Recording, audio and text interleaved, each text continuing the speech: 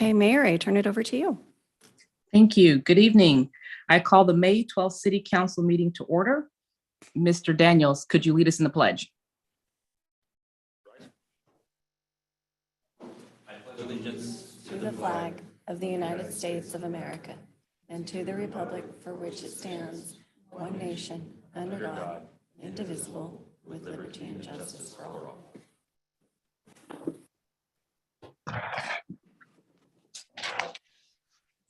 Okay. Next item, please.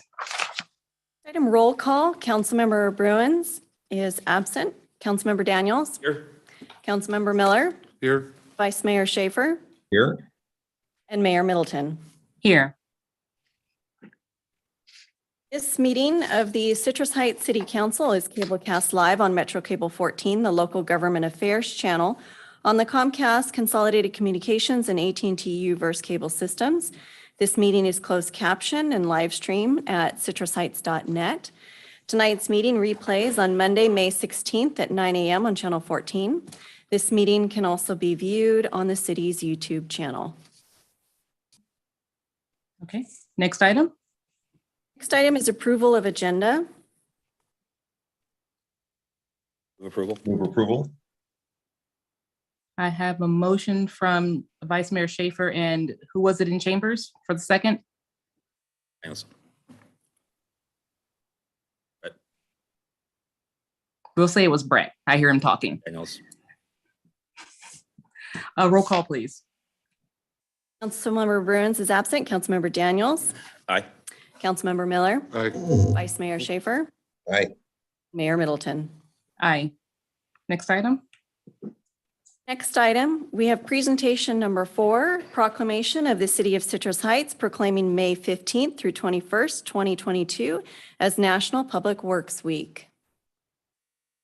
Mr. Miller, will you please lead us off on this one? Certainly.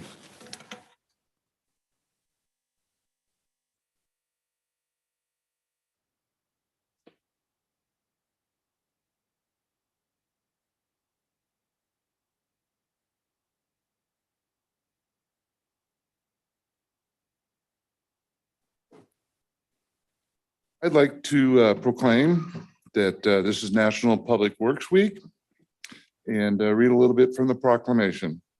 Public work professionals focus on infrastructure, facilities, emergency management, and service that are vital to the sustainability and resiliency of our communities and to the public health, quality of life, and well-being of the residents and businesses of Citrus Heights.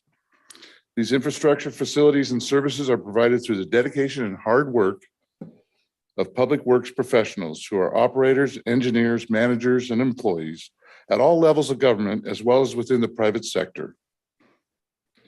They're responsible for rebuilding, improving, and protecting our nation's transportation, parks, creeks, water supply, and water treatment, solid waste systems, public buildings, and other structures and facilities essential for our citizens. This year, 2022, marks the 62nd Annual National Public Works Week, sponsored and promoted by the American Public Works Association and Canadian Public Works Association. American Public Works Association has selected Ready and Resilient as the theme for National Public Works Week in 2022, which exemplifies the hard working men and women who carry out these vital works as civil servants. Public Works provides togetherness needed for collaboration with all the stakeholders in capital projects, infrastructure solutions, and quality of life services. Now, therefore, be resolved that the City of Citrus Heights does hereby proclaim the week of May 15th to 21, 2022 as National Public Works Week. And we urge Citrus Heights civic leaders, businesses, citizens, and youth to gain knowledge and maintain an ongoing interest and understanding of the importance of public works for the growth, prosperity, and future of Citrus Heights. And hereby salute the city's dedicated public works professional. And it's signed by our mayor, Portia Middleton. And I'd like to invite Regina Cave to accept the proclamation and say a few words. Thank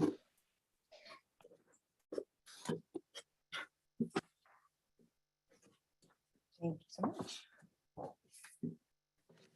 Thank you, Mayor, Vice Mayor, and council members. It is my pleasure to accept this proclamation as the General Services Director here at the City of Citrus Heights on behalf of all the hardworking staff here at the City and General Services, as well as on behalf of the American Public Works Association.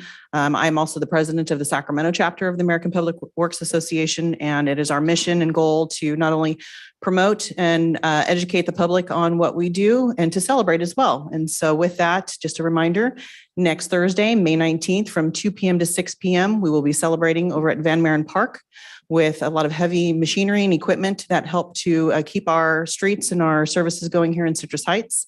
And we will also have numerous vendors and partners, including Sunrise Parks and Recreation, SMUD, Sac County Personnel and HR, Sac Sewer District, and numerous other partners on hand to talk about all the opportunities and careers within public works in their vicinities, and also to educate some of the students on some of these career opportunities as they venture off into the real world. So thank you again. I appreciate this.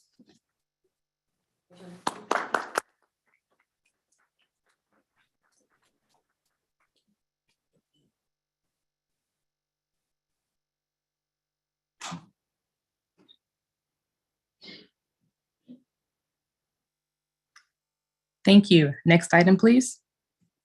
Next item, presentation number 5, a proclamation of the City of Citrus Heights proclaiming May as Building Safety Month. Mr. Miller, thank you again. Oh, you're welcome. My pleasure. Okay, this is proclaiming Building Safety Month of May 2022.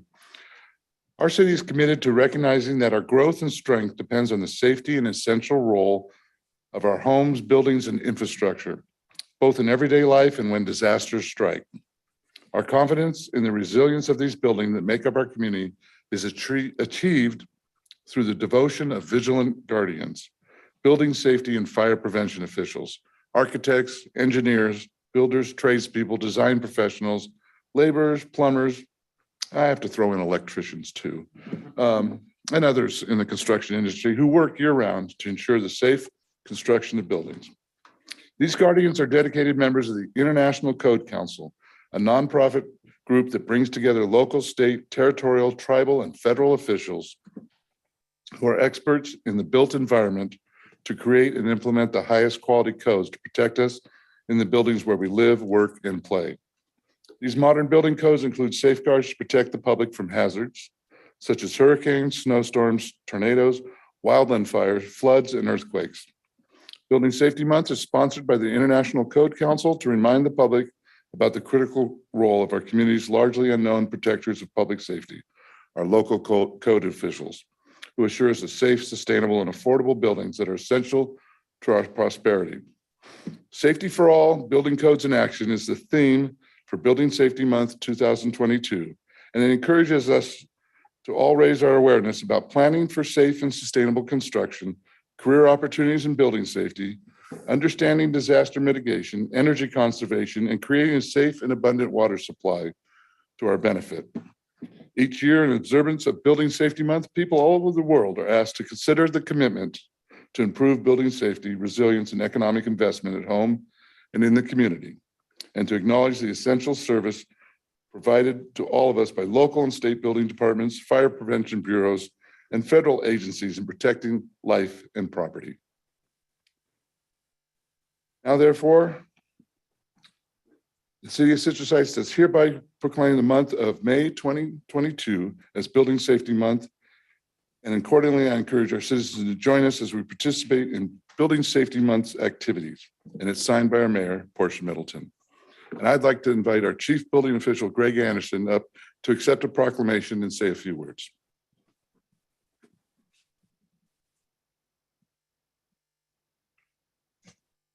Good evening, Mayor and members of the council. Greg Anderson, Chief Building Official. I just want to thank you again, as always, for your undevoted support with Building Safety Month and the Building Department. I think it was covered in the proclamation, everything that building safety is about. There's a lot to it and more being added all the time. You got energy, sustainability, structural. It just goes on and on. There's a lot more information if you want to look it up, and it's buildingsafetymonth.org. That's the ICC website that puts on this national campaign. And if you have any questions for us in the city, you're welcome to contact us. Our contact information is citrusheights.net in the building department. And with that, thank you so much. You're welcome.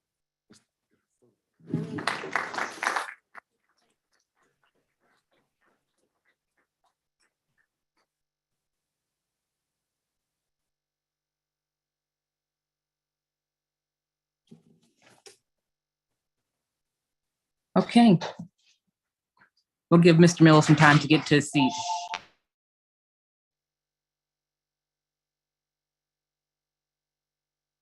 Our next presentation number 6, is a proclamation of the City of Citrus Heights proclaiming May 15th through 21st, 2022 as National Police Week.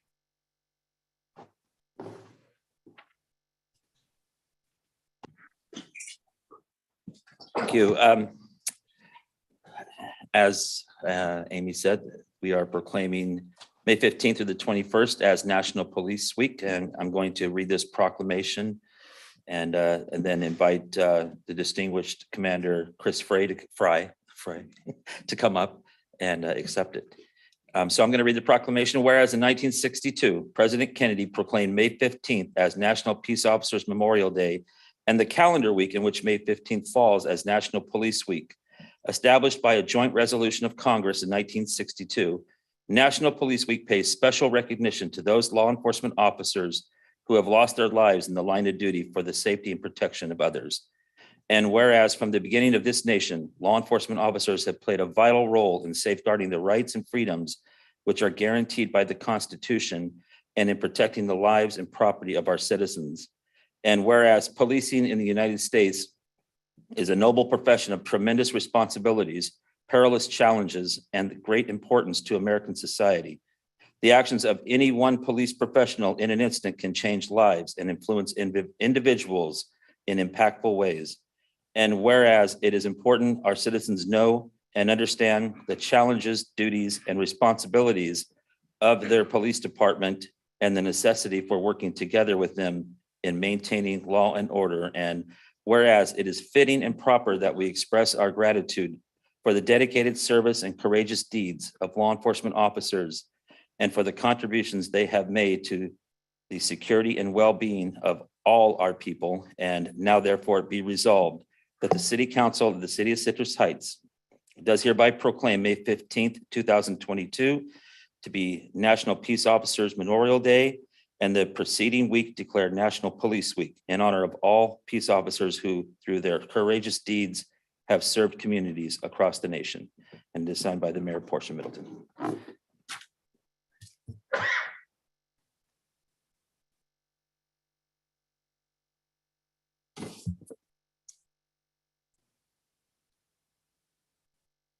Good evening, Madam Mayor, Vice Mayor, council members. As Mr. Daniels mentioned, my name is Chris Fry. I'm the Operations Commander with the Police Department, and I am both humbled and thankful to be here this evening. Humbled to have the opportunity to accept this proclamation on behalf of Chief Alex Turcotte and the women and men of the Citrus Heights Police Department, and thankful for the council's ongoing and continued support for both the police department and with the public safety within our community. As you can imagine, the month of May is a solemn month for law enforcement professionals across this nation. It's the time of year when members of our law enforcement community pause to participate in memorial services throughout the country to honor the brave women and men who paid the ultimate sacrifice by laying down their lives while protecting their respective communities. It's also a time when we pay tribute to law enforcement professionals that were disabled while serving in the line of duty, and by the grace of God, were not taken from us early. Though President John F. Kennedy signed a proclamation in 1962 designating the 15th of May each year as National Peace Officer Memorial Day, there are several memorial ceremonies that are planned at local, state, and federal levels each year that typically begin during the last week of April and extend through the month of May. Within our region, the Sacramento Police and Sheriff's Memorial took place on Thursday, April 28th. On Monday, May 2nd, the California State Law Enforcement Memorial was held at the state capitol. And on May 3rd, a memorial service was held at the California Highway Patrol Academy to honor the members of the CHP who lost their lives in the line of duty. Law enforcement is a true calling that is answered daily by people that are willing to face the dangers and perils awaiting them to serve a greater good. Being a law enforcement officer is sometimes a difficult and thankless job. The brave men and women of the Citrus Heights Police Department are the most dedicated and professional law enforcement officers that I have had the privilege to work with throughout my career. I would encourage everyone here this evening and members of our community that are participating remotely to take a moment this month to thank law enforcement officers, especially those with the CHPD, for their selfless and dedicated service to the communities that they serve. Thank you.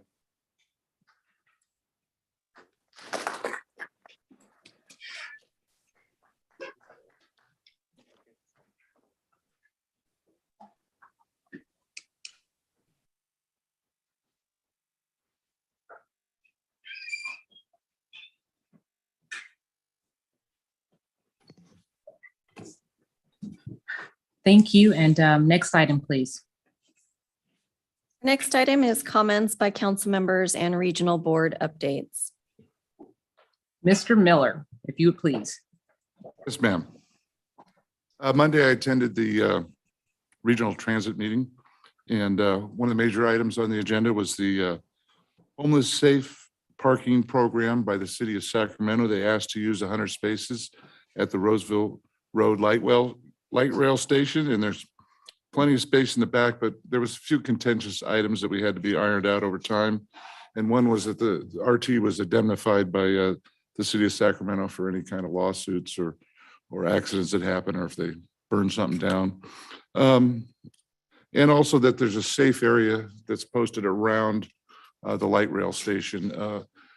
The transit's a little different than say city of Citrus Heights, where the Boise decision affects our homeless population. If we don't have the beds for them, we can't move them off public land. Well, it's different. When you're running trains, it's a little more dangerous, and it's an essential service, and it's not subject to the Boise decision. So that was our biggest concern, is keeping the system safe and secure for our riders. And we'll be watching that every month to make sure everything's going well. We also got a budget update. It's really good news. We hit 12.5% in reserve. That's the highest it's ever been. It's been about 10 years to get to that point, but it's made it so we don't have to use a line of credit to pay employees while we wait for the big checks to come in from the federal and the state government. And so we're not paying interest on a line of credit, and that's just makes me very happy to get to that point with regional transit. Today at the Sacramento Transportation Authority meeting, we are advertising for a new executive director for STA, and probably should have someone on board next month, if not maybe an interim appointment. Also got an update on the SAVSA, or Sacramento Abandoned Vehicle Service Authority, and that will be Measure C on your June ballot. It seeks to extend the $1 per year on your car registration to over 10 years to pay for removing abandoned vehicles in our city, in the county, and other cities as well.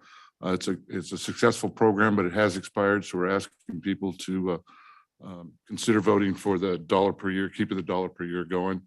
And I think it's a small price to pay to keep our streets looking good and getting abandoned vehicles off them. So I would urge you to vote yes on this, but that's your decision. And with that, that's all I have tonight. Portia? Okay, thank you. Mr. Daniels. Thank you. Not too much, really. I just want to piggyback Commander Fry's remarks about taking the time to recognize law enforcement. It is a police week, but the day, Sunday, the 15th, is the actual Police Officer Memorial Day. And I would encourage you to scoop up your kids, head downtown to the Capitol, to the Peace Officer Memorial there, and let them see the names inscribed and things like that, and give them an appreciation of the sacrifice that many law enforcement officers have made over the years. As a former police deputy sheriff, I've been on duty when officers have been shot. I've been on duty when officers have been killed, and it's pretty remarkable. And it's something I think that we we have become a little just anesthetized from. And I think it's important that you take the time to show that respect, show that appreciation, and especially make sure that your children understand the sacrifice that peace officers make. And it is downtown in front of the Capitol area, I believe, 10th Street. And it's a good experience. So I encourage you to do that. Thank you. That's it. Thank you. Vice Mayor Schaefer. Thank you, Mayor. So I just wanted to recognize, number one, the resolution that that Councilmember Steve Miller read about both Public Works and the Building Department. And certainly most importantly, I think about our officers, and I pray that they stay safe all the time. We certainly don't want to add more officers to the memorial that we have going on. And so I take that to heart, that there's a great deal of respect for the job that they do every day. Like Commander Fry mentioned, that it's often a very thankless job. And I can't tell you how much I appreciate that they're on the road every single day. And on another note, you know, with COVID and me getting elected in November, I really haven't had much time to get acquainted with city staff. I had the pleasure, and now I have been through strategic planning before. But number one, the amount of preparation that went into prior to the strategic planning was absolutely remarkable. We got a tremendous amount of things accomplished and goals set, and more importantly, a pathway to reach those goals. So it was just a wonderful pleasure to get to know the city staff much better, face to face. Again, my interaction with city staff has been pretty limited because of COVID. But I'm glad to see that we're all getting back together, and I just can't praise our city manager enough for the brilliant job he did preparing for this. It really paved the way for us accomplishing much of what we have ahead of us. I would encourage everyone to review the strategic planning process and the goals that are posted online. I've shared it with a number of residents, and it's a lot of stuff there. And I'll be doling that out to the community a piece at a time, so they have a chance to sort of grasp and have a good understanding of where we're going, where this community is headed, and what a positive light that Ash has brought to our community. Thanks, Mayor. Wonderful. Jam-packed 2 weeks for me. End of April, beginning of May, went to cap to go and talk to our lawmakers about what we need in the Sacramento region and why it's important. Councilmember Miller and I actually toured around some really awesome facilities, and it gave us some great ideas about what Sunrise Mall could be in the future and what really works in areas post-COVID recovery. And I'll be sharing those things as time goes on. It's just a lot to digest at this point. We also had our Sacramento area Valley meeting for SACOG, and it was very interesting. We went over a lot of budget line items and what we're going to be doing going forward, and just trying to figure out all these bills and federal funding, transportation funding, just how the allocation is going to work.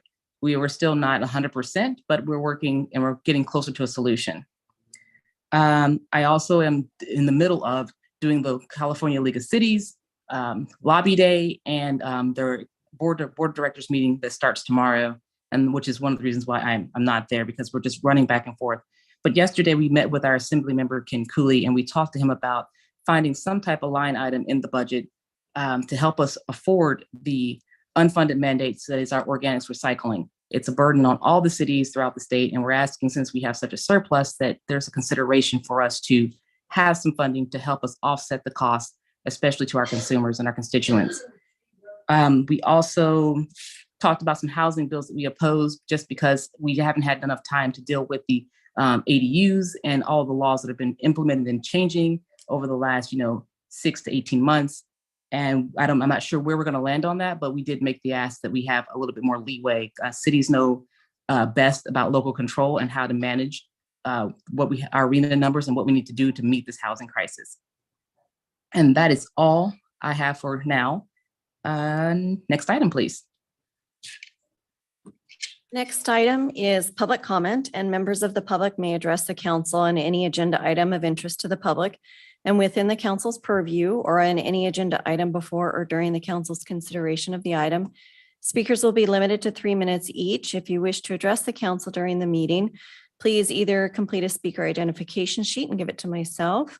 If participating via Zoom, use the raise hand function or *9 from a telephone to indicate your desire to speak. When your name is called, I will allow you to unmute your microphone to speak. And Mayor, I have not received any speaker cards from the audience, and I am looking on Zoom and I do not see any raised hands. Okay, next item. Next item is consent calendar items 7, 8, 9, and 10. Move approval? Motion by Miller, second by Daniels. Can I have a roll call, please? Councilmember Bruins is absent. Councilmember Daniels. Aye. Councilmember Miller. Aye. Vice Mayor Schaefer. Aye. And Mayor Middleton. Aye. Next item. Next item is regular calendar item number 11. The subject is Citrus Heights Small Business COVID Recovery Grant Program update, and staff will make a presentation on the Small Business COVID Recovery Grant Program.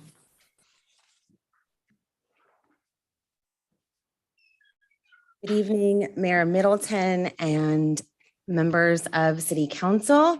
Megan Huber, Economic Development and Communications Manager for the City of Citrus Heights, here with my colleague, Bill Zanoni, Interim Administrative Services Director. If you'll give me a moment, we have a PowerPoint for you this evening.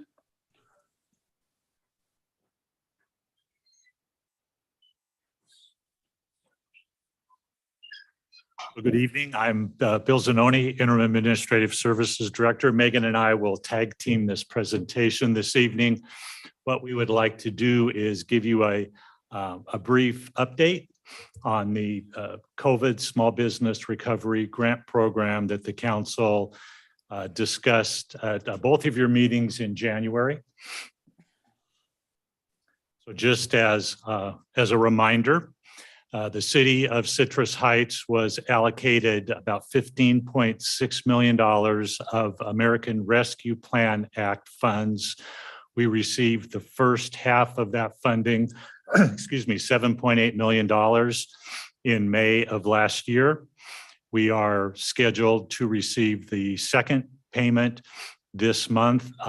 We actually received an email from the U.S. Treasury last week. They're going in order of when the first funds were released, because we were one of the first cities to get the first allocation. We were notified to submit our request. That was done last Thursday. So we anticipate receiving the second $7.8 million payment before the end of this month. As you will recall, the City Council discussed shortly after receiving the first American Rescue Plan Act funding allocation, restoring staffing in the police department. So on June 24th of last year, the council appropriated $5.3 million to restore 22 vacant positions in the Citrus Heights Police Department. On January 27th of this year, after several discussions, the City Council allocated an additional $320,000 of American Rescue Plan Act funds for a small business COVID recovery grant program. And Bill and I are here this evening to present this non-action item to provide City Council a review of and result metrics with our Small Business COVID Recovery Grant Program. What you see on the screen here is a summary of eligibility requirements that a business must check off in order to qualify for our recovery grant program. It must be a commercial business licensed and located in Citrus Heights and operational as of March 1st, 2020, in operation at the time of submittal and with intention to remain open in Citrus Heights. Making sure that this program is targeted towards small business, there was a qualification that the business entity earned $3 million in annual revenue or less in the base calendar year of 2019 and experienced at least a 25% revenue loss in calendar year 2020 or 2021. If a business does qualify for recovery grants, these are the eligible expenses. You see a wide swath of uses available, including general business operations, payroll expenses, supplier payments, etc. Ineligible expenses would be anything outside of the scope related to COVID mitigation. These are the grant amounts that a business would be awarded if they qualify based on their base year annual revenue. You can see if a business earns between $1,000 and $100,000, they would receive a $2,000 grant. Between $100,000 and $1 million is a $10,000 grant, and $1 million and over up to $3 million would be a $15,000 grant. So program administration, we heard from council two big priorities, and they were important to staff as well. First was streamlined and expedited application process, and second was robust outreach efforts. And we are happy to report we were able to deliver on both. In terms of the application process, both electronic and hard copy applications were available to ensure equitable access to the process in all key languages in our business community. Our staff was available via phone, in-person meeting, and virtual meetings to answer any questions and provide application triage. We also worked with the Sacramento Metro Business Center to provide triage support for additional applications, outreach, and marketing to make sure our businesses know the program is available. Robust outreach efforts included promotion well in advance of program opening. That ramp up started about 2 weeks in advance to make sure businesses were notified and they have a runway to be able to prepare for that application. We also offered an informational webinar, both live and a recording available on the project webpage that reviewed the application process as well as frequently asked questions. Press releases, e-news, and social media posts were all sprinkled throughout that go live and application period to make sure our businesses know all about this resource that's available. Of course, announcements and reminders at public meetings, as well as direct messaging and outreach to our businesses. So results, the program was open February 24th to March 26th. The city received a total of 76 applications. 7 of those were duplicates, so a total of 69 applications were received.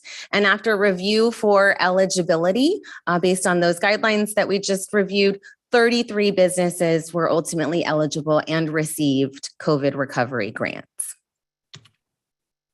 In total, we provided a little over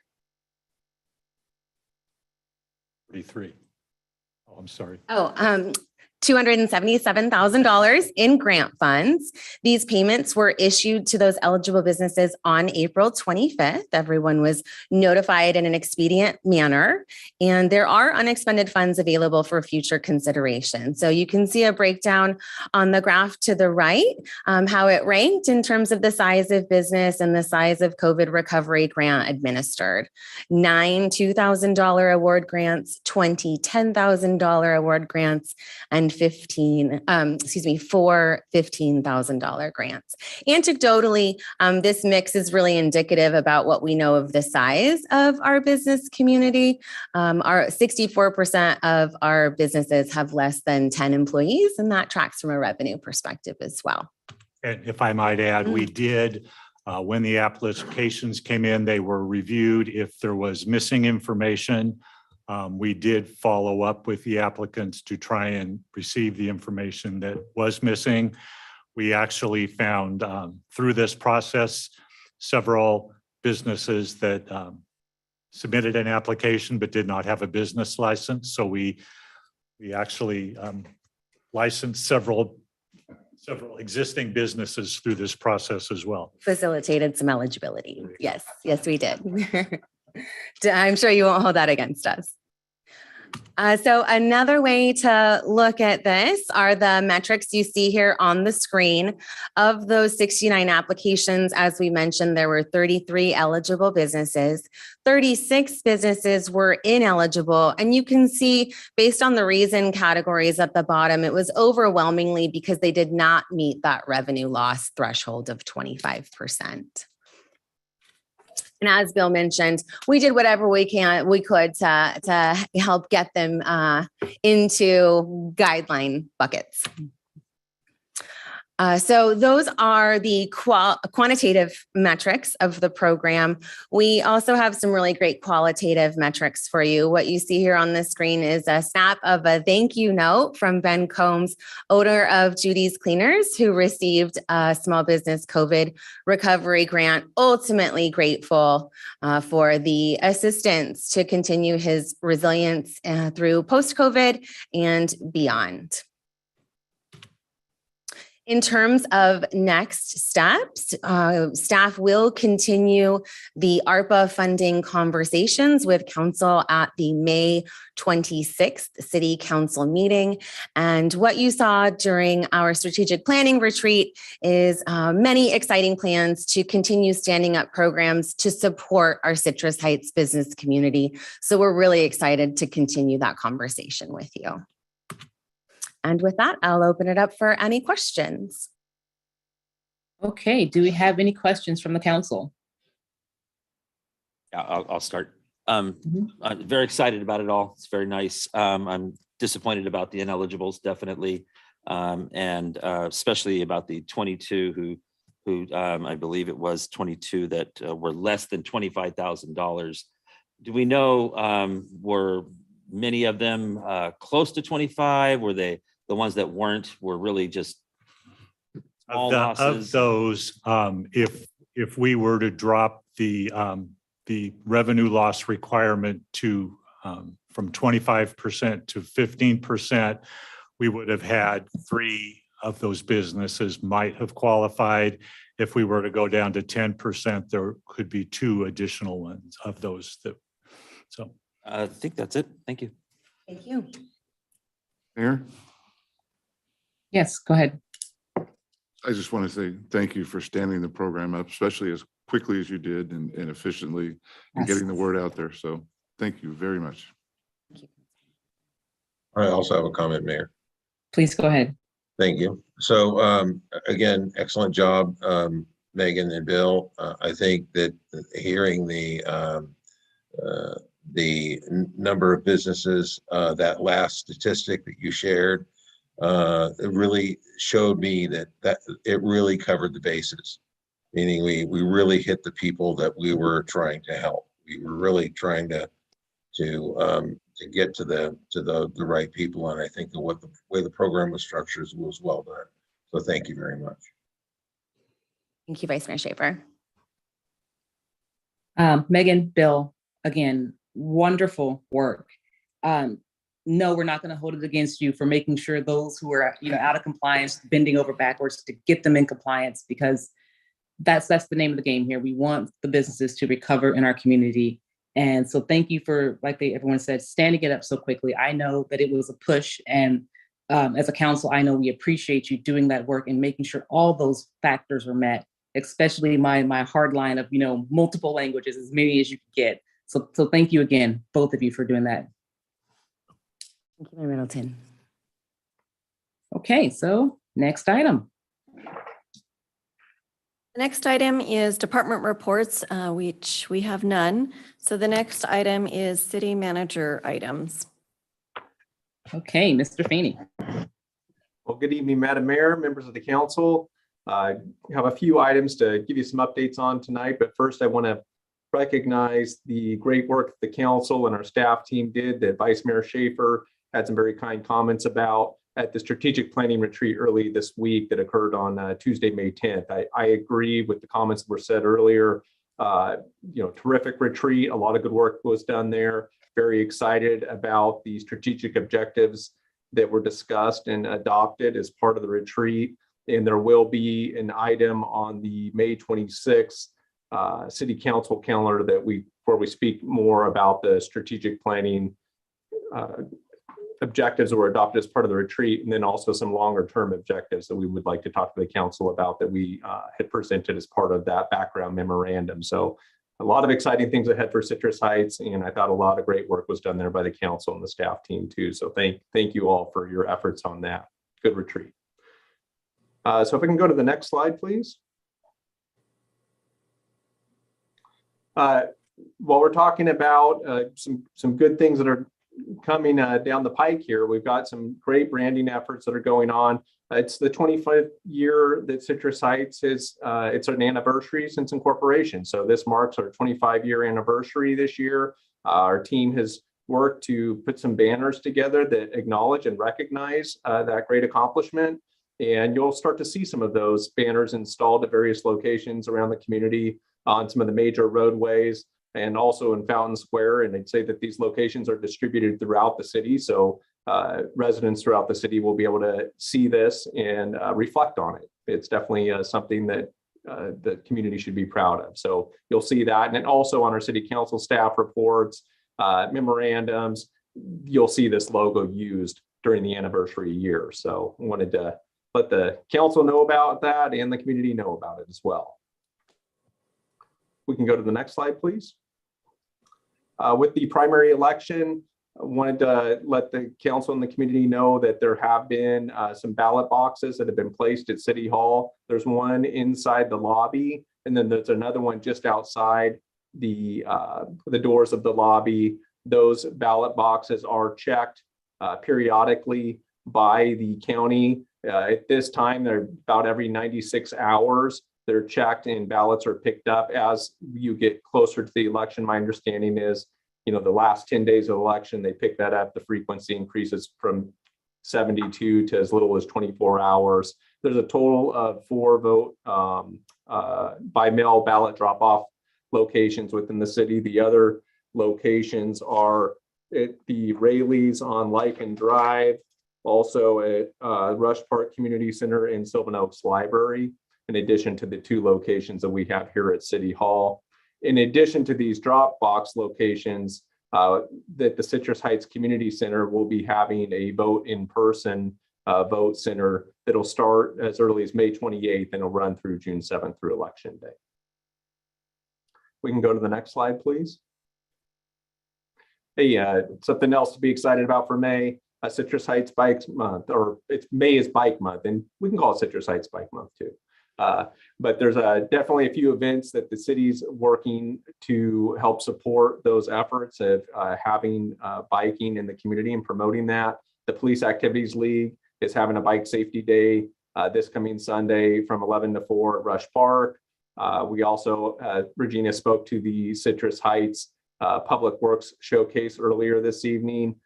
There's definitely going to be a bike corral, an opportunity to have a bike parking there and promoting biking to the event. And again, that's Thursday, May 19th from 2 to 6. And then on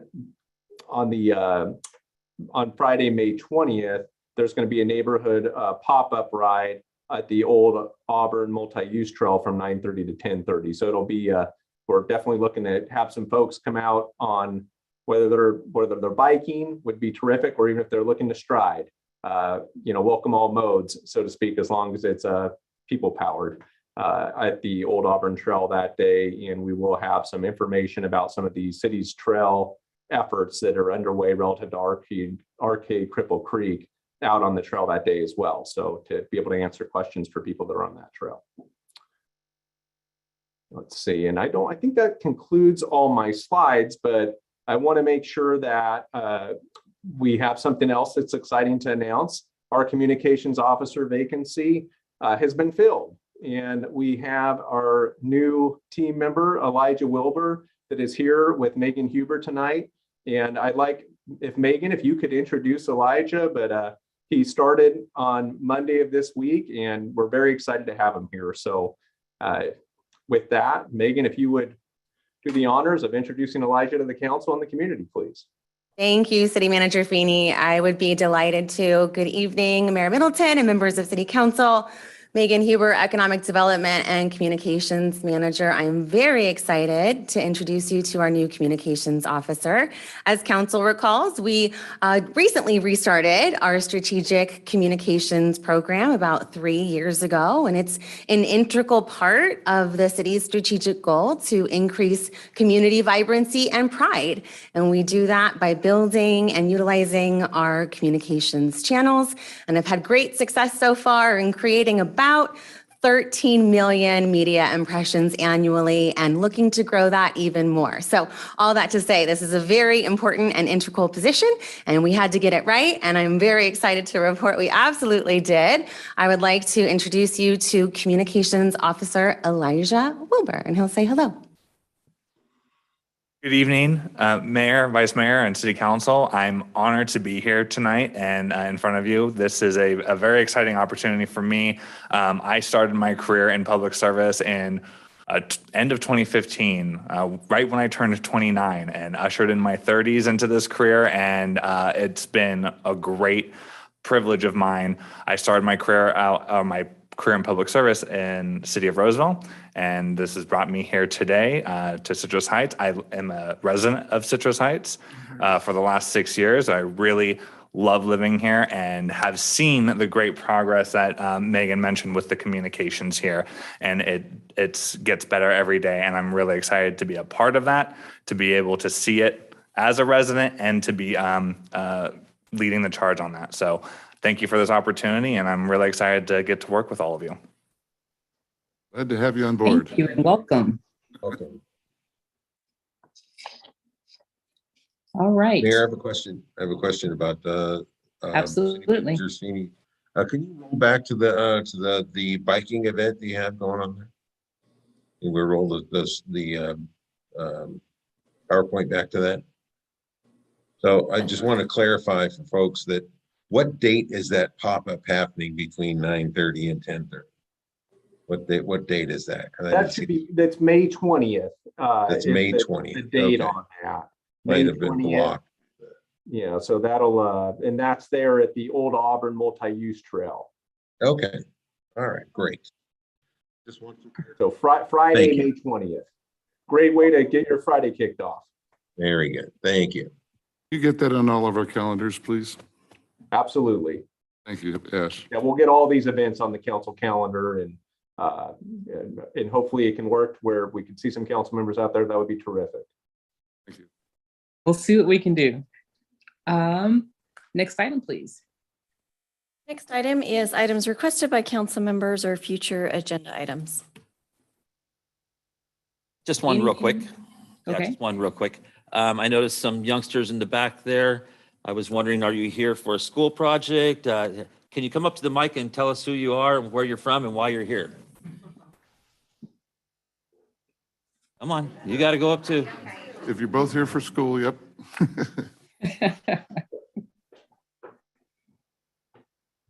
Hi, I'm Haley Gambetti, and I came for a school project. My teacher had wanted me to come to learn for me to speak up and get my points across to the city. Doing a That's great cool. job. Bella Vista. Nice, Very good. nice. I'm Eric. I'm also Bella Vista. I drove her here. I also live in the city of Citrus Heights, and I absolutely love this city. So Oh, great. Thanks. Thank you very much. thank you. You picked a good meeting to come Thank to. Yeah. Any other items requested by members?